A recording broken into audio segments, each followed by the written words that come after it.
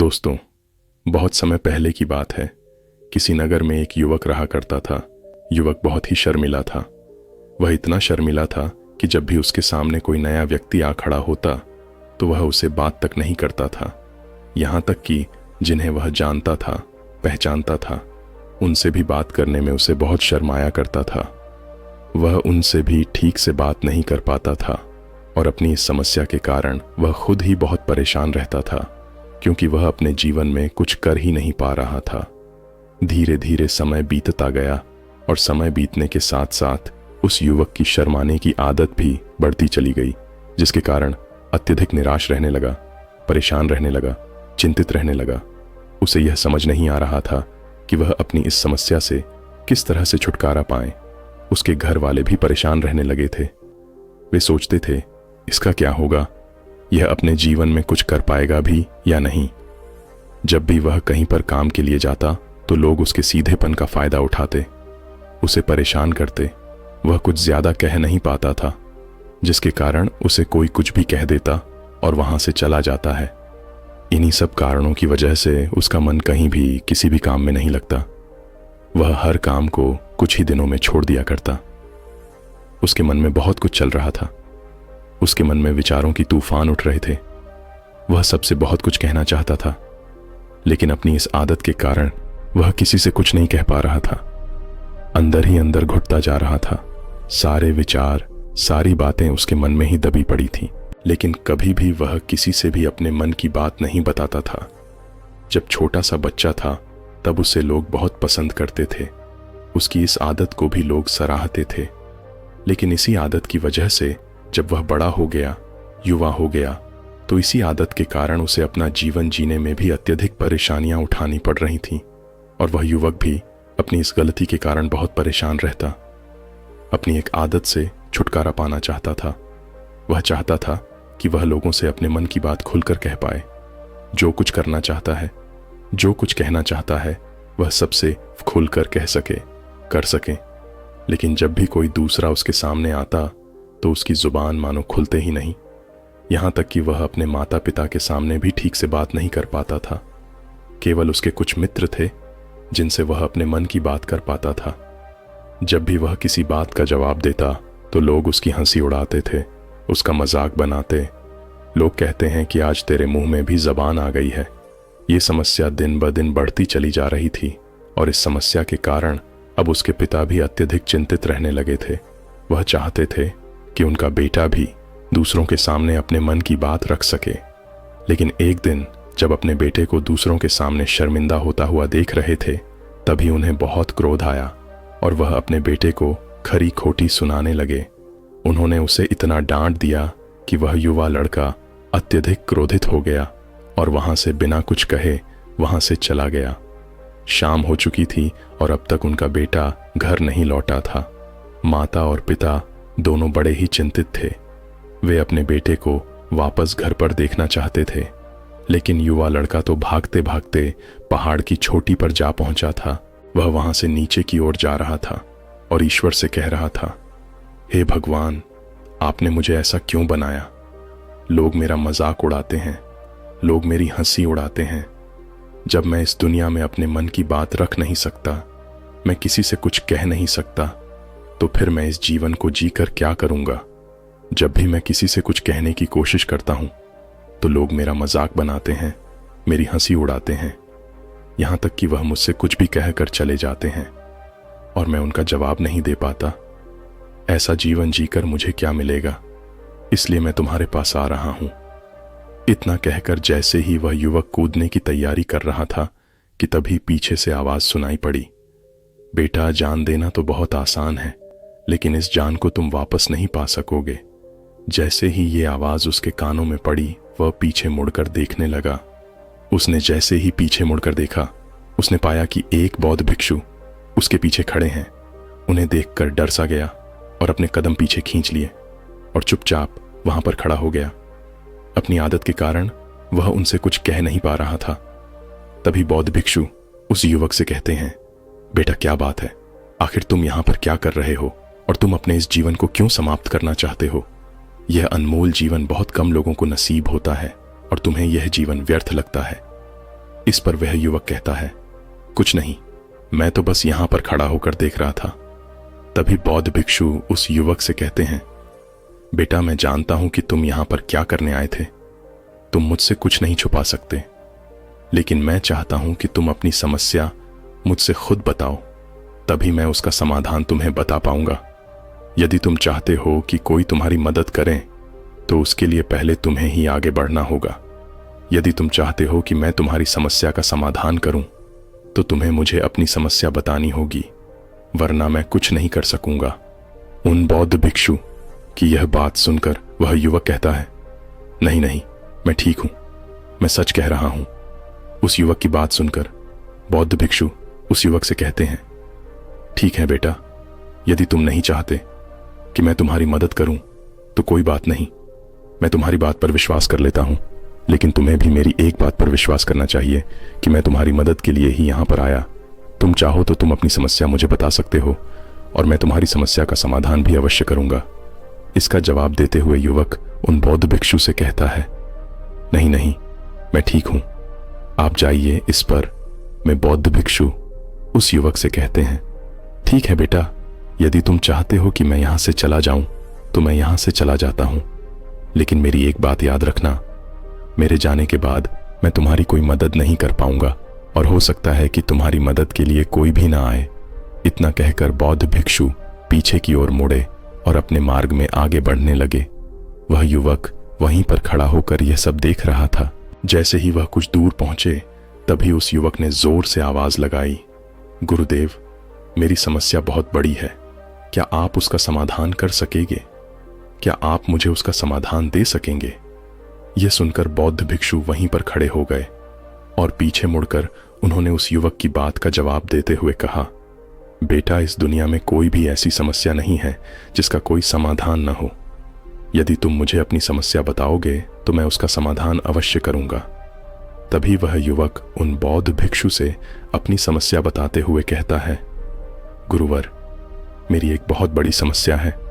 मैं शर्मिला हूं, जिसके कारण मैं किसी से कोई बात नहीं कर पाता, यहां तक कि मैं अपने मन की बात भी किसी को नहीं बता पाता। जब भी मैं किसी से बात करने की कोशिश करता हूं तो लोग मेरा मजाक उड़ाते हैं, मेरी हंसी उड़ाते हैं। जब भी मुझे कोई खरी खोटी सुनाता है, उल्टी सीधी बातें करता है, तो मैं उनका जवाब नहीं दे पाता। मैं लोगों की तरह चालाक बनना चाहता हूं, लोगों की तरह बातों का जवाब देना चाहता हूं, अपने मन की बात करना चाहता हूं। मैं इस दुनिया के साथ कदम से कदम मिलाकर आगे बढ़ना चाहता हूं। क्या इसका कोई समाधान है? उन बौद्ध भिक्षु ने उस युवक की सारी बातें ध्यानपूर्वक सुने और फिर जवाब देते हुए कहते हैं, बेटा, जरूरत से ज्यादा शर्मीला होना, इसका अर्थ यह है कि तुम्हारे अंदर कोई डर है जिसे तुम पहचान नहीं पा रहे हो, जिसके कारण उसका समाधान करने में भी असमर्थ है। शर्म करना अलग बात है। जब हमारे भीतर डर होता है तब हम कहीं भी किसी से भी कोई भी बात नहीं कर सकते। हमें चारों तरफ केवल डर ही नजर आता है और हम हर जगह से डरते ही रहते हैं, लेकिन इसे शर्माते नहीं हैं। शर्म तो बस एक हद तक तुम्हें चुप रख सकता है। फिर वह बौद्ध भिक्षु उस युवक से कहते हैं, बेटा, तुम सबसे अधिक किससे? शर्माते को युवक इसका जवाब देते हुए कहता है, गुरुवर, मुझे अपने पिता से बात करने में बहुत शर्म आती है, मैं उनके सामने कुछ बोल ही नहीं पाता।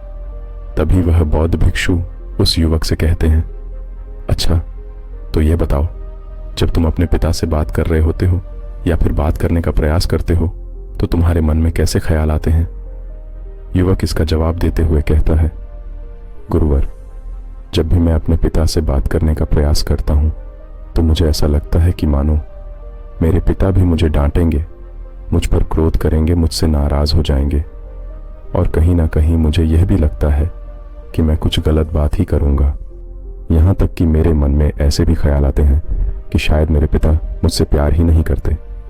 परंतु गुरुवर, आप कहते हैं कि शर्म है और डरना अलग बात है, तो क्या कोई ऐसा उपाय है जिससे मुझे डर ही ना हो? क्या कोई ऐसा रास्ता है जिससे मेरे अंदर का यह डर पूरी तरह से समाप्त हो जाए? कृपा करके मुझे समस्या का समाधान बताइए। मुझे अपने इस डर से बाहर निकलना है। मुझे लोगों की तरह अपने जीवन को खुलकर जीना है। कुछ युवक की यह सारी बातें सुनकर बौद्ध भिक्षु उस युवक से कहते हैं, जाओ और अपने पिता से कहो कि मुझे कुछ काम करना है और उसके लिए मुझे आपसे कुछ धन चाहिए। यदि तुम उनसे धन मांगने में कामयाब हो गए तो मैं तुम्हें तुम्हारी समस्या का समाधान अवश्य बताऊंगा। वह युवक काफी घबरा गया। उसने उन गुरुवर से कहा, हे गुरुवर, मुझे यह कार्य न दीजिए, मैं उनसे कुछ नहीं कह पाता। उनके सामने तो मेरी बोलती तक बंद हो जाती है, मैं उनसे धन भला कैसे मांगूंगा। यह बात सुनकर बौद्ध भिक्षु उस युवक से कहते हैं, तब तो तुम्हारी समस्या का कोई भी समाधान नहीं है और ना ही तुम कभी भी अपने जीवन को खुलकर जी पाओगे। ये बात सुनकर युवक उन गुरु से कहता है, गुरुवर, ऐसा न कहें, कृपा करके मुझे कोई और कार्य बताइए, कोई ऐसा कार्य जिससे मेरे अंदर कदर पूरी तरह से समाप्त हो जाए, कोई ऐसा समाधान बताइए। इसका जवाब देते हुए वह बौद्ध भिक्षु उस युवक से कहते हैं, बेटा, यदि तुम्हें अपने अंदर की डर को समाप्त करना है तो पहले तुम्हें मेरा यह कार्य करना होगा जो मैंने तुम्हें कहा है। वह युवक घबराकर काफी देर सोच विचार करने के बाद पुन गुरुवर से कहता है, ठीक है, यदि आप चाहते हैं कि मैं इस कार्य को करूं तो मैं इसे करने का पूरा प्रयास करूंगा।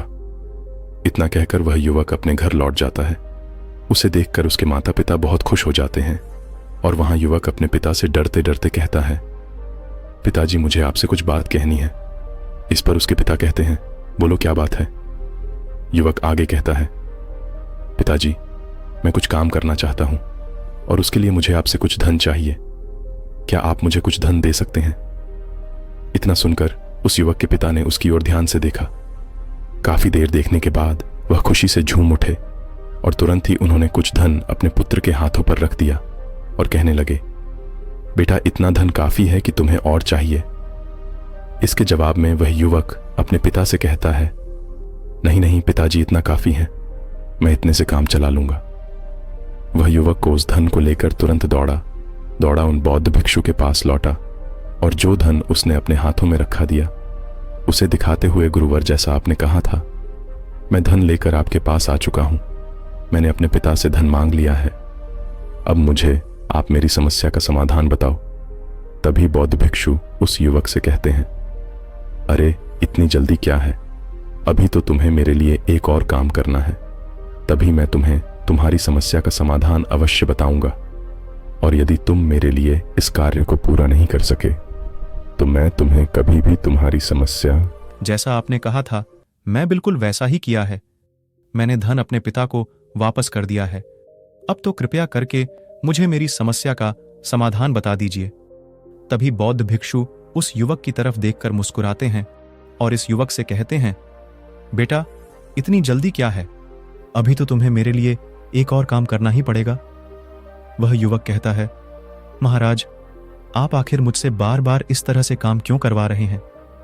क्या आपके पास मेरी समस्या का कोई समाधान नहीं है? कहीं आप मुझे बेवकूफ नहीं बना रहे? जिस तरह से लोग मुझे बेवकूफ बनाते हैं, क्या आप भी मेरे साथ वही तो नहीं कर रहे हैं? आपने कहा, जाओ अपने पिता से पैसे मांग कर लाओ। मैंने पैसे मांग कर लाए। आपने फिर कहा, जाओ यह पैसे अपने पिता को लौटा कर आओ। मैंने आपके कहे अनुसार बिल्कुल वैसा ही किया। और अब आप कह रहे हैं कि मैं आपके लिए एक और काम नहीं करूंगा, यह मुझसे नहीं होगा। तभी बौद्ध भिक्षु उस युवक की तरफ देखकर मुस्कुराते हैं और कहते हैं, बेटा, बस ये आखिरी काम है और यह बहुत सरल है। तुम जैसे ही इस कार्य को पूरा करोगे, मैं तुम्हें वचन देता हूं कि मैं तुम्हारी समस्या का समाधान तुम्हें अवश्य बताऊंगा। इस पर वह युवक फिर से एक बार सोच विचार करता है और उन बौद्ध भिक्षु से कहता है, ठीक है, लेकिन यह आखिरी काम जो मैं आपके लिए करूंगा, बताइए मुझे क्या करना है। तभी बौद्ध भिक्षु एक मूर्ति निकालकर उस युवक के हाथ में थमा देते हैं। वह मूर्ति देखने में बहुत ही साधारण सी थी, लेकिन वह बौद्ध भिक्षु उस युवक से कहते हैं, बेटा, तुम्हें इसे बाजार में ले जाना है, इसे बेचना है और इसके बदले में तुम्हें 100 सोने के सिक्के लेकर आने हैं। जब तुम यह करने में सफल हो जाओगे, तभी मैं तुम्हें तुम्हारी समस्या का समाधान तुम्हें बता पाऊंगा। वह युवक उस मूर्ति को अपने हाथ में लेकर बड़े गौर से देखता है और उन बौद्ध भिक्षुओं से कहता है, हे गुरुवर, यह तो बड़ी ही साधारण सी मूर्ति लग रही है, मानो मिट्टी की बनाई गई। इसके लिए भला सोने के सिक्के मुझे कौन देगा? कहीं आपका माथा फिर तो नहीं गया है? इसके 1 या 2 सोने के सिक्के मिल जाएं, वही बहुत है। लेकिन इसके लिए सोने के सिक्के कोई नहीं देगा। तभी बौद्ध भिक्षु उस युवक से कहते हैं, बेटा, मैंने जो तुम्हें काम सौंपा है, यदि तुम उसे पूरा करोगे तभी तुम्हें तुम्हारी समस्या का समाधान मिल पाएगा, अन्यथा तुम चाहो तो अपने घर लौट सकते हो, फिर से वही अपने पुराने जीवन में, जहां लोग तुम्हारा मजाक बनाते हैं, लोग तुम्हें डराते हैं, सताते। मैं तुम्हें यहां अपने डर को निकालने में तुम्हारी मदद कर रहा हूं। तुम मेरे यहां काम करके अपने डर को धीरे धीरे भगा पाओगे। मेरे इस काम को पूरा कर दो, मैं तुम्हें सब समझ आ जाएगा। वह युवक उन बौद्ध भिक्षुओं की बात सुनकर मन ही मन यह विचार करता है कि मुझे तो मेरी समस्या का समाधान किसी भी हालत में चाहिए, जिस कारण वह उस मूर्ति को उठाकर बाजार की ओर चल पड़ता है। बाजार पहुंचकर वो जगह चुपचाप उस मूर्ति को लेकर खड़ा हो जाता है और इंतजार करने लगता है कि कोई आएगा और उसे उस मूर्ति के बारे में पूछेगा, और तब वह उस मूर्ति के लिए सोने के सिक्के की मांग करेगा। देखते ही देखते काफी समय बीत गया, लेकिन अभी तक उसके पास कोई भी व्यक्ति नहीं आया था। उसने आसपास देखा तो लोग चिल्ला चिल्ला कर अपने सामानों को बेच रहे थे, जोर जोर से आवाज लगा रहे थे। उसने भी सोचा, यदि मुझे अपनी इस मूर्ति को बेचना है तो मुझे भी जोर जोर से आवाज लगानी होगी। उस युवक ने चिल्लाना शुरू किया, लेकिन वह इतनी जोर से नहीं चिल्ला पा रहा था। उसकी आवाज उसे खुद तक सुनाई नहीं पड़ रही थी। तो भला उसकी आवाज को दूसरे कैसे सुनते, जिस कारण उसे कोई भी व्यक्ति खरीदने के लिए तैयार नहीं था। धीरे धीरे शाम का समय हो चुका था और उस व्यक्ति को यह डर था कि कहीं वह बौद्ध भिक्षु वहां से कहीं चले ना जाए, अन्यथा उसे उसकी समस्या का समाधान कौन देगा। यह सोचकर उसने जोर जोर से आवाज लगानी शुरू की कि 100 सोने के सिक्के में यह मूर्ति ले लो। उसकी आवाज सुनकर लोग उसके पास आने लगे और उसे यह सवाल करने लगे, इस मूर्ति में ऐसा क्या है जो तुम इसके लिए सोने के सिक्कों की मांग रहे हो? इसके अंदर ऐसा कुछ तो खास होगा ही। युवक काफी देर सोच विचार कर उस युवक से कहता है, नहीं नहीं, मुझे कुछ नहीं पता, मैं तो बस ये मूर्ति यहां पर बेचने आया हूं। तभी उसमें से एक युवक उस युवक से कहता है, अगर ऐसी बात है तो इस मूर्ति को कोई नहीं खरीदने वाला। आखिर इस मूर्ति में ऐसा क्या खास है जिसके लिए तुम सोने के सिक्के की मांग कर रहे हो? यह तो तुम्हें बताना ही पड़ेगा। धीरे धीरे कई लोग उसके पास आए और सभी ने बस एक ही सवाल किया, आखिर इस मूर्ति में ऐसा क्या खास है, ऐसी क्या बात है जिसके लिए तुम सोने के सिक्के की मांग कर रहे? उस युवक ने उससे बातचीत की, उन्हें समझाने की कोशिश की, कई प्रयत्न किए, लेकिन कोई भी उस मूर्ति को सोने के सिक्के देकर खरीदने के लिए तैयार नहीं था। वह निराश हो गया। उसे कुछ समझ नहीं आ रहा था कि वह क्या करे। तभी बाजार में उसने देखा कि कुछ लोग अपने सामानों की खासियत बता रहे हैं उसे बेचने के लिए। उसकी खास खास बातों के बारे में लोगों को समझा रहे हैं। यह देखकर उसने भी सोचा कि मुझे भी इस मूर्ति की कुछ खासियत लोगों को बतानी है।